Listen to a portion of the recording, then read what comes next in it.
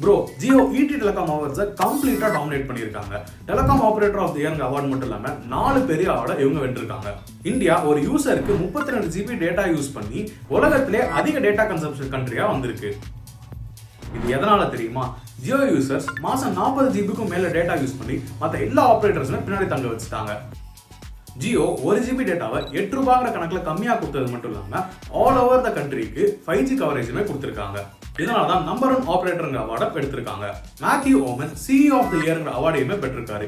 இவரோட தலைமையில் 550 மில்லியனுக்கும் மேல ஃபோன் கால்ஸ் பயன்படுத்தி இந்தியன் டெக்னாலஜி ரொம்ப எளிமையான முறையில் அதை யூஸ் பண்ணியிருக்காங்க. இதனால தான் CTO அவார்டுமே ஜியோக்கு கிடைச்சிருக்கு.